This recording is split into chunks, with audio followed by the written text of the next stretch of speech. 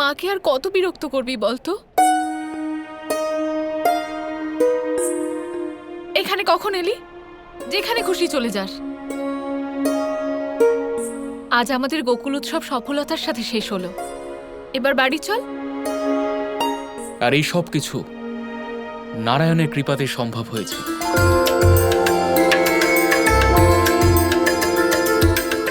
উনি সুজন পুরুষ পাঠিয়েছিলেন আমাদের সাহায্য করার জন্য। তাই আজ সন্ধেবেলায় ভোজনের আগে আমাদের নারায়ণের আরাধনা করে ওনাকে ধন্যবাদ জানাতে হবে। হ্যাঁ আর্য, আমরা এই শুভ কাজ অবশ্যই করব। হ্যাঁ, আমরা অবশ্যই শুভ কাজ করব। তাহলে এবার তোমরা যাও আর সন্ধ্যের পুজো এবং ভোজনের আয়োজন করো। ঠিক আছে, চল সোনা।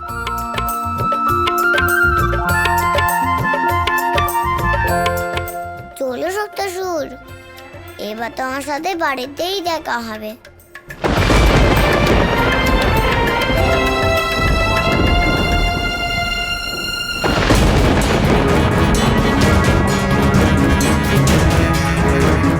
এই সুযোগও আমার হাত ছাড়া হয়ে যাচ্ছে। আমি এভাবে হার মানতে পারবো না।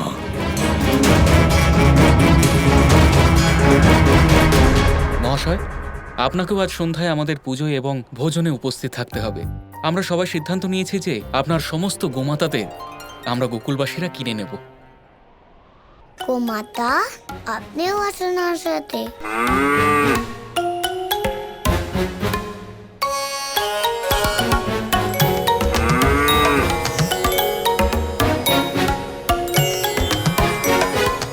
আরে, এই গোমাতারা গোপালের পেছন পেছন কেন যাচ্ছে?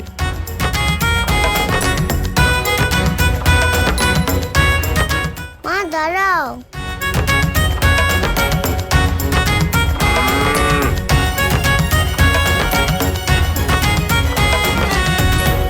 এই গোমাতারা আমাদের সাথে আসছে কেন?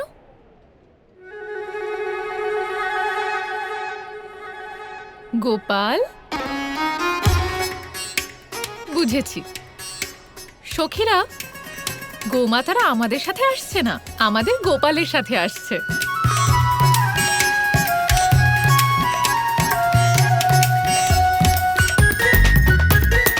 মা চলুন।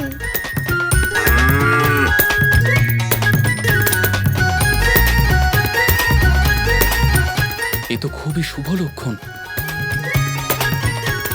আপনার গোমাতারা যে আমার গোপালের সাথে বাড়ি চলে গেল, এবার তো আপনাকে অবশ্যই আসতে হবে। আমরা ভোজনের সাথে সাথে আপনাকে বিশেষভাবে সম্মানও দিতে চাই। আমি অবশ্যই যাব। ধন্যবাদ।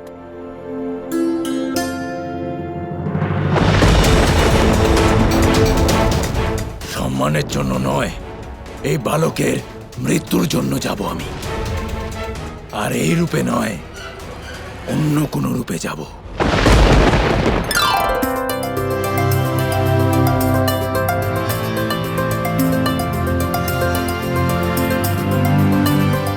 আয়োজন তো খুব ভালো হচ্ছে দাদা। হ্যাঁ ভাই, সবার বসার আয়োজনও হয়ে গেছে আর প্রাঙ্গণও পরিষ্কার হয়ে গেছে। আর নারায়ণের প্রসাদও তৈরি হয়ে গেছে। প্রসাদ? আমার খিদে পেয়েছে, এবার আমি প্রসাদ খাবো। আরে, এ কি? কি হয়েছে? এটা এখানে এখনো কি করছে? কি যশোদা? আর্য দেখুন না, গরুর গাড়িটা এখানেই রেখে চলে গেছে। এটা এখান থেকে সরাতে পারলে ভোজনের জন্য অনেকটা জায়গা পাওয়া যাবে। ঠিক আছে, তুমি পুজোর আয়োজন করো, আমি এটাকে সরানোর ব্যবস্থা করছি। আচ্ছা।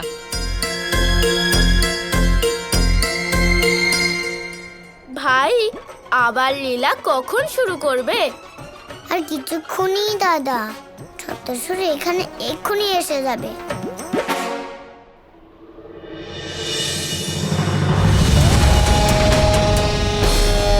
দেখুন দাদা, সপ্তাসুর এসে গেছে। এইবার আমি এমন রূপ নেব যাতে কেউ আমাকে সন্দেহ না করে।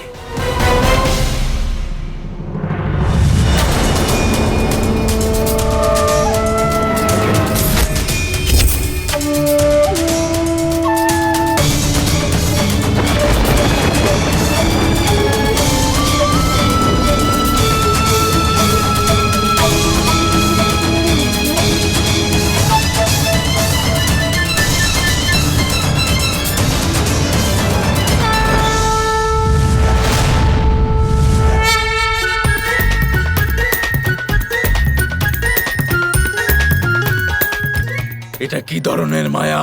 এটা কোনো মায়া নয়, এটা আমার লীলা সত্তাসুর।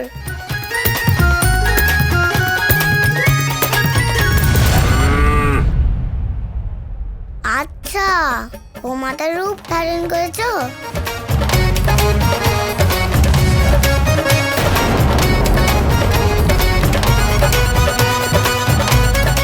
এ কেমন মায়া? আমার রূপ কেন বারবার পরিবর্তন হচ্ছে? এ কি মহাদেব, ভ্রাতা কৃষ্ণ নিজের লীলা দ্বারা সপ্তাসুরকে এতগুলো রূপ ধারণ করার জন্য বাধ্য করলেন যে সে নিজেই ক্লান্ত হয়ে পড়েছে। গৌরী, শ্রীকৃষ্ণ এই লীলা সপ্তাসুরকে তার বাস্তব রূপ স্মরণ করানোর জন্যই করছেন। অর্থাৎ মহাদেব, সঠিক সময় আসতে দাও গৌরী, তুমি নিজেই সব বুঝতে পারবে। এখন আরাধ্যর লীলা উপভোগ করো। যে শ্রীকৃষ্ণর সাথে সাক্ষাৎ করার জন্য ওনার পরম ভক্ত অর্থাৎ আমিও কোনো দ্বিতীয় রূপ গ্রহণ করতে পারিনি, সেখানে সপ্তাসুর কি করে তার সাথে অন্য রূপ গ্রহণ করে সাক্ষাৎ করবে? যদি স্বয়ং কৃষ্ণের ইচ্ছে না হয় তাহলে কেউই অন্য কোনো রূপ ধারণ করে তার সাথে সাক্ষাৎ করতে পারবে না। আপনি ঠিক বলেছেন মহাদেব।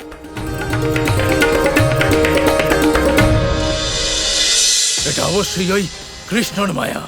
কিন্তু বালক, তোর আমার শক্তি সম্পর্কে কোনো ধারণা নেই। তুই যদি চালাক হোস তাহলে আমি অতি চালাক। এবার কি করবে ভাই? এ রাখুন দাদা, এবার কি হতে চলেছে? কৃষ্ণ, তুমি হয়তো এটা একদমই জানো না যে আমি শুধু সজীব বস্তুরই নয়, নির্জীব বস্তুর আকার ধারণ করতে আমি ভীষণ সক্ষম। আমার কাছে কিছুই লুকোনো নেই সপ্তাসুর, আমি সব জানি।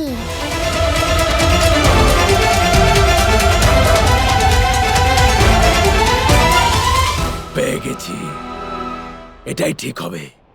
এর ফলে আমি কৃষ্ণর কাছেই থাকবো, আর কেউ জানতেও পারবে না। ঠিক আছে, আমি এই রূপই ধারণ করব।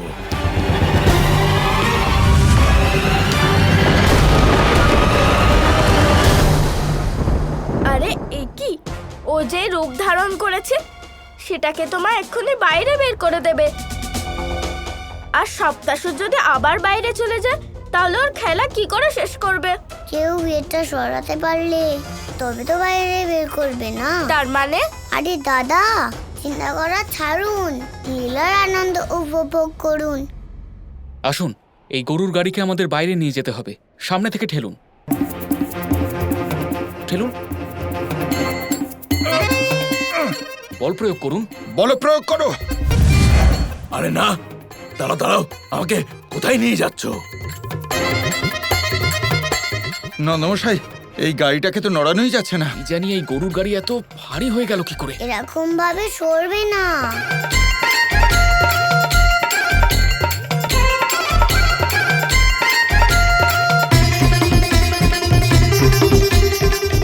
কি দারুণ ব্যাপার ভাই। খেলার আনন্দ উপভোগ করুন। আপনারা ওই দিক থেকে ঠেলুন।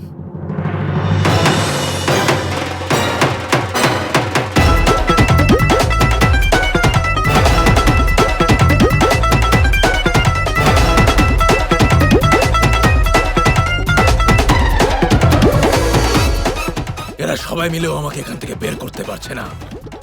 এবার তো তোমার মৃত্যু অনিবার্য কৃষ্ণ।